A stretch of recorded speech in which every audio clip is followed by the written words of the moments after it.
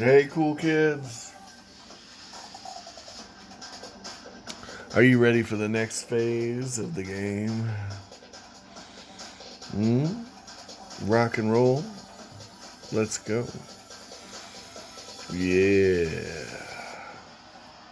What are we doing on this lovely night after Christmas?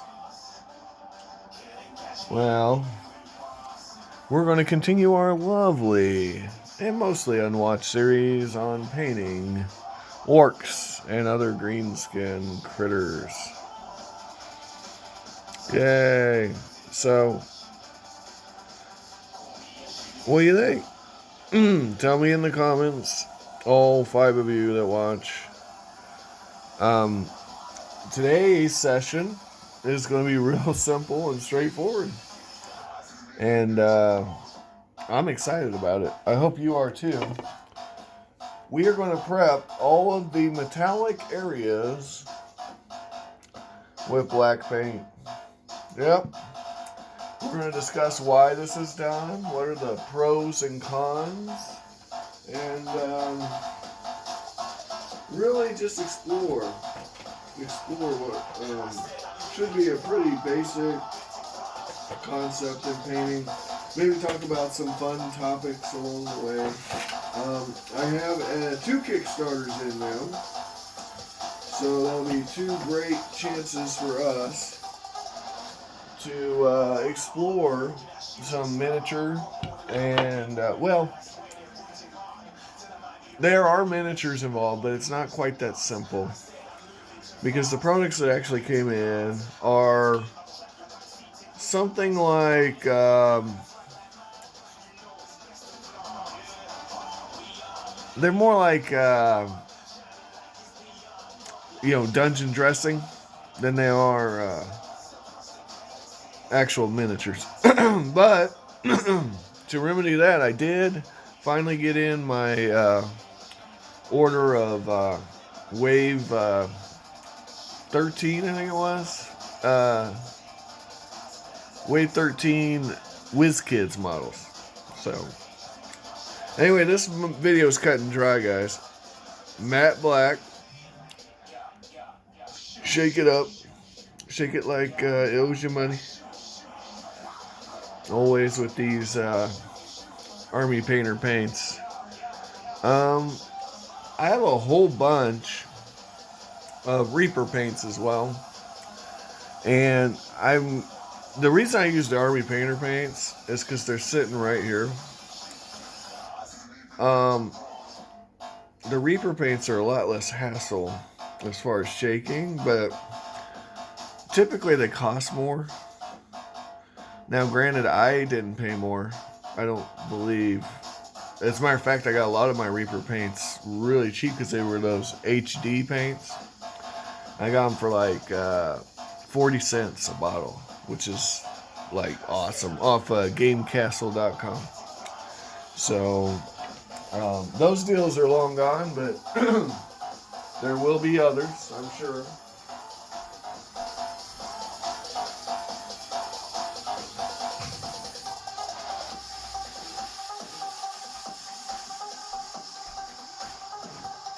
I'm gonna paint the old wet palette here. Paint with the old wet palette. It's gonna be amazing. And we're gonna be kind of liberal. Well, you gotta be somewhat careful though, guys, because we've already done a lot of layering, right, at this stage in the game.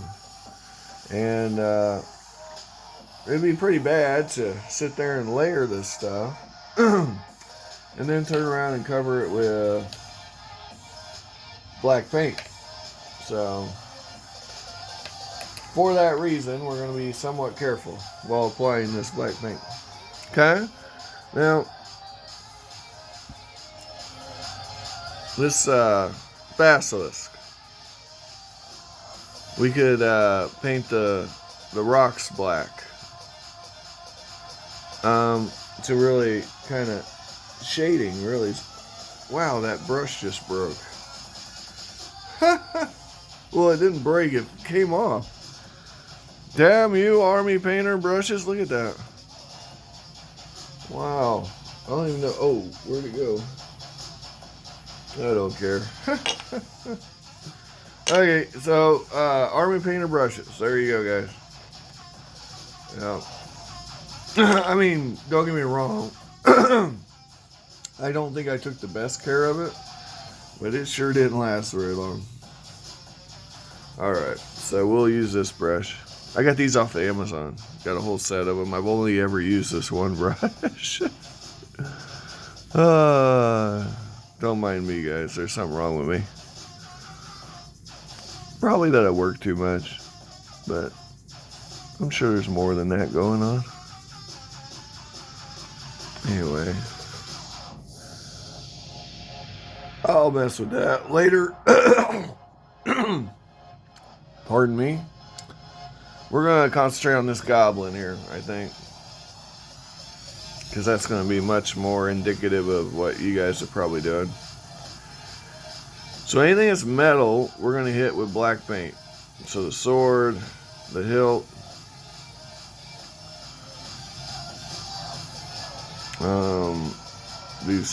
the shield, I guess we could make that a metallic shield to ease the simplicity of painting.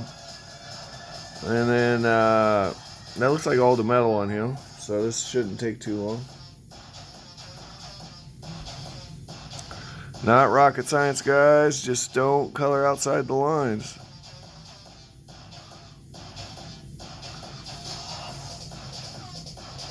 Huh?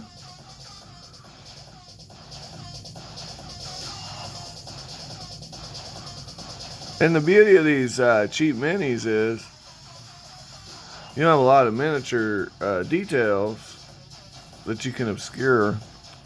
So you can kind of be a little lazy with this. Whereas if there was a bunch going on, you'd have to do possibly 2 thin coats. And that would be a pain in the butt with black, just needlessly, with a model like this. So, see that? It's pretty simple, pretty straightforward. What a good time. Woo. Nice, huh? And like I said, this is not a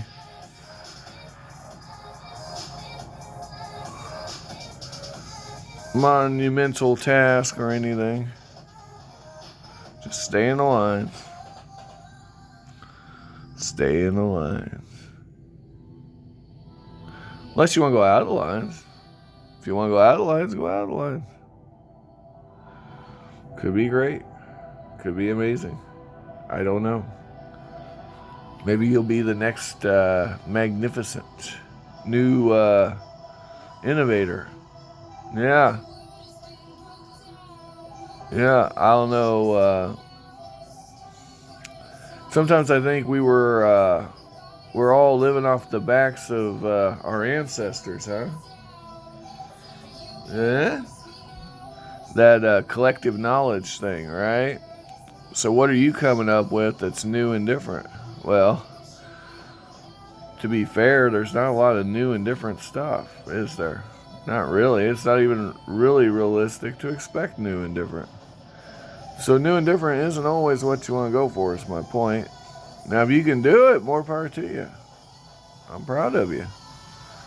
But, man, it's a big ask considering that billions of people come before us. And our knowledge base is always expanding, so there's always room for innovation, but you start seeing diminished returns until there's, new technologies, new lines, new fashions, new styles. But a lot of that stuff's been explored, especially in the artistic realm. I mean, there's only so many ways you can make a cube. There's only so many ways you can make, a shape, a color. Now, models being popular, that's not a new thing either. These things have been popular going back even into, pre-Victorian times. People had miniatures, and people have been, fashioning fetishes since ancient tribal days. So this is all just an extension of that. So odds are, if you're doing it, someone else has done it before. But it doesn't mean, just because you're not creating something new and exciting, that you can't help others get to your base level of understanding, or that what you made isn't, uniquely yours. And that's the one beauty about painting miniatures. That's your miniature. No one else has that exact paint job. No one else. They can try to replicate it, but it's not going to be exactly the same. And that's a beautiful thing, So despite the fact that you're not innovating or creating anything new, you're also creating something unique in and of itself, in that no other is precisely the same. And that, my friends, is room for, pride and joy and excitement, whatever it makes you feel, It's just something for you. And that makes it appealing. It's you. This is you versus the model, or you working with the model. It doesn't have to be versus, but it's you, your touch, your unique set of already known skills, your take on it.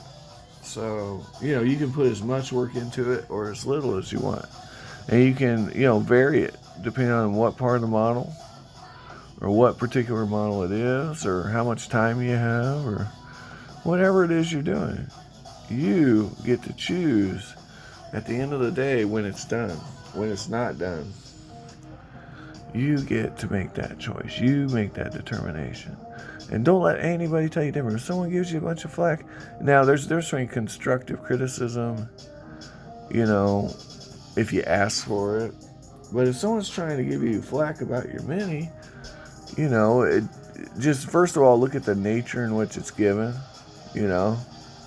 But if they're giving it in a nasty way, you might want to consider disowning, or removing that negativity from your life, because nobody needs that. Nobody needs that. This is a fun hobby.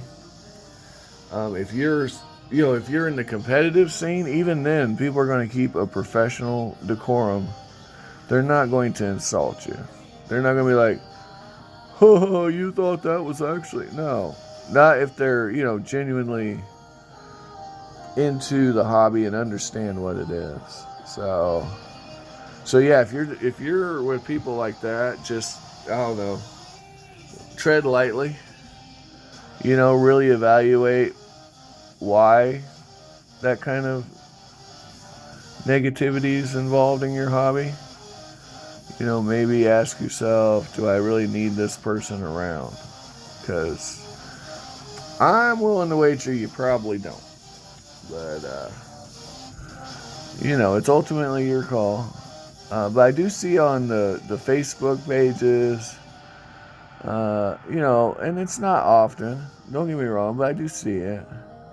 People coming out with the hate on other people, maybe new people to the hobby. People that maybe they don't have the experience. Maybe, maybe they don't have any artistic background. Maybe they lack the ability to, I won't say that. Maybe they have different taste. Maybe they genuinely like something that maybe you don't like, and they think it looks beautiful. The beauty of art is it's kind of subjective, isn't it?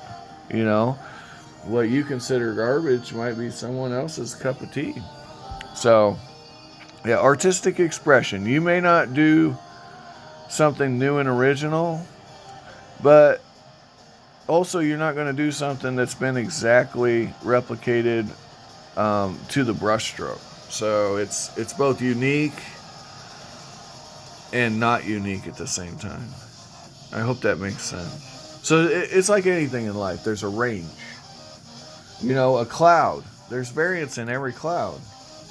But it's still a cloud. It's only going to be so big right? There's no cloud that covers all the skies of the planet at all times, okay? So there's nothing that big. So there's a range. So it's a range of using the proper techniques. The paint is still paint. The painting is still painting. But what did you do to make it your unique little cloud? How did you express yourself through that cloud? What are you conveying? You know, in this case, we're conveying a mean, angry ogre, okay, who wants to smash you with his club or her club. You know, I haven't decided the gender, because we could put hair on this one, and we could fashion a bra, or we could just leave it as it is, and maybe use some green stuff to accentuate some anatomical features, right? Anyway, so that's, you guys get the idea. Look, we're not doing anything too fancy on this video. We are simply getting ready for later when we do. Now, these are speed paints, so we're not doing like non-metallic metal or any of this. We're just going to use metal paints, and you know, because you know, let's face it, this is supposed to be a speed paint kind of video. So if you add up the time, barring me just talking, we really don't have a lot of time in these minis. Even though we're on video 6, it's not been a long time of me painting. It's mostly me yakking and setting stuff up and grabbing stuff. But if you were intently hardcore painting instead of being goofy like me, you could get this paint job, the same results, in a pretty short span of time. You know, I don't know how long this is going to eventually take, but I bet you could get all these minis done in an hour or two, and they'd be tabletop using the methods we're using. And you know, it doesn't have to be these exact minis. It could be, you know, this is just anything green skin. You know, you could do what I'm doing if you like how it looks, and make that your mini. And you know, change it up how you want to. Make your own variants, your own style, your own greens or yellows or whatever it is you want to add to the mix. Warm, cold, it's up to you. You are the decider. Alright guys, I want to thank you again for watching. Have an amazing day, and be safe out there. Happy holidays, you know. Watch out, there's going to be a lot of police and whatnot out. It's so, you know, don't be drinking and driving anyway, but especially this time of year. But yeah, don't drink and drive. But I'm just saying, be careful, because it can get pretty wild out there, man. And we got this whole, you know, virus situation, and I mean, there's a little bit of political unrest right now. I mean, in the economic situation, I could go on and on, guys. But rather than do that, I just like to sit here and play with my plastic toys. Yep, that is the life for me. Let everybody else worry about, you know, the day-to-day. That's just... Guys, thanks for watching. Take care.